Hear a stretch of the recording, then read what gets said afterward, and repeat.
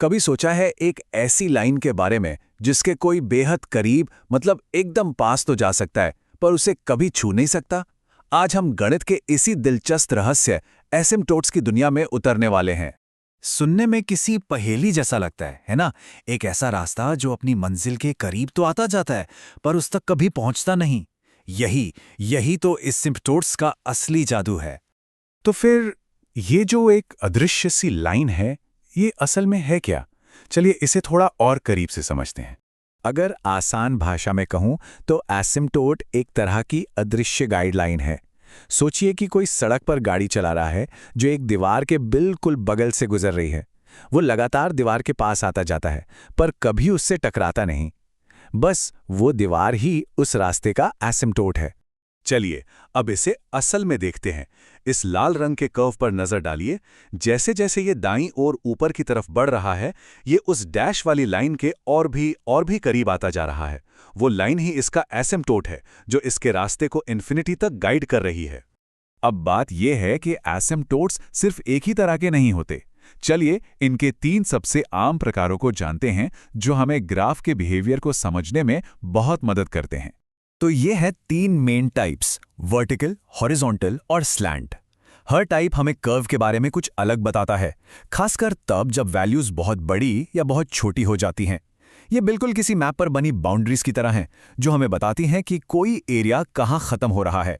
मिसाल के तौर पे ट्रैंकस कर्व को लेते हैं। इसके पास एक वर्टिकल एसिम्प्टोट होता है, समझ लीजिए एक ऐसी दीवार जिसे ये छू नहीं सकता, और एक हॉरिजॉन्टल एसिम्प्टोट होता है, एक ऐसा फर्श जिसके ये फैलता हुआ करीब आता जाता है। और फिर आता है हाइपरबोला। क्या कभी ब्राजीलिया कैथेड्रल जैसी शानदार इमारतें देखी हैं? उनके वो जो खूबसूरत फैले हुए कर्व्स हैं, उनको देखकर हैरानी होती है। वो आकार असल में एसिम्प्टोट्स से ही गाइड होते हैं। लेकिन क्या एसिम्प्टोट्स हमेशा ऐसे सीधे साधे एक्स वाई ग्राफ पर ही दिखते हैं? जवाब है बिल्कुल नहीं।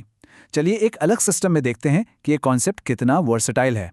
एक स्टैंडर्ड ग्रिड के बजाय सोचिए कि हम किसी एक सेंटर पॉइंट से बाहर की तरफ दूरी नाप रहे हैं। इसे पोलर कोऑर्डिनेट सिस्टम कहते हैं।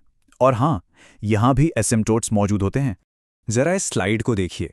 यहां पर जो कर्व है वो सेंटर से बाहर की तरफ एक स्पाइरल की तरह घूम रहा है, लेकिन फिर भी एक सीधी लाइन है जो इसके बिहेवियर को गाइड कर रही है। ये इसका एसिम्प्टोट है, बस एक अलग कॉन्टेक्स्ट में। इससे पता चलता है कि गणित कितना पावरफुल है। एक ही आइडिया बिल्कुल अलग अलग सिस्टम्स में काम करता है। हाँ, मानता हूं कि ये थोड़ा कॉम्प्लेक्स दिख सकता है, पर इसका जो मेन आइडिया है वो बिल्कुल वही है। जैसे जैसे कर्व दूर जाता है, वो अपनी गाइडलाइन के और करीब आता जाता है। यही तो गणित की खूबसूरती है। तो सवाल ये उठता है कि मैथमेटिशियंस आखिर इन अदृश्य गाइडलाइंस को ढूंढते कैसे हैं? इसका जवाब कैलकुलस के एक बहुत ही पावरफुल टूल में छिपा है जिसे कहते हैं लिमिट। इसे ऐसे समझिए, मान लीजिए एक केक है। अगर उसे 2 लोगों में बांटा जाए तो बड़ा पीस मिलेगा। अगर उसे 1000 लोगों में बांटा जाए तो हर पीस लगभग न के बराबर होगा। यही लिमिट का आइडिया है। जैसे जैसे डिवाइड करने वाला नंबर इन्फिनिटी की तरफ बढ़ता है, रिजल्ट 0 हो जाता है। अब ये सब देखकर शायद थोड़ा डर लगे, पर घबराने की कोई बात नहीं है। इसका मकसद बहुत सीधा सा है, उस अदृश्य गाइडलाइन के लिए एकदम सटीक इक्वेशन खोजना।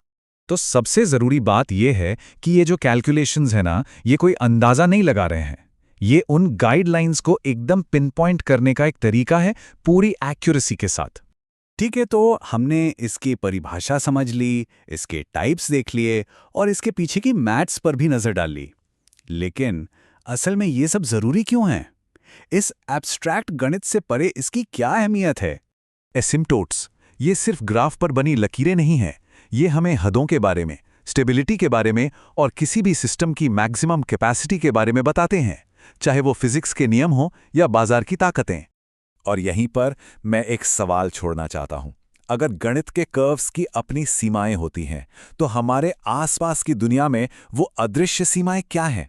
एसिम्प्टोट्स हमें याद दिलाते हैं कि हर चीज की एक हद होती है, जो ग्रोथ और स्टेबिलिटी के बीच एक बहुत नाजुक संतुलन बनाती है। एक तरह से ये गणित में लिखे हुए प्रकृति के नियम हैं।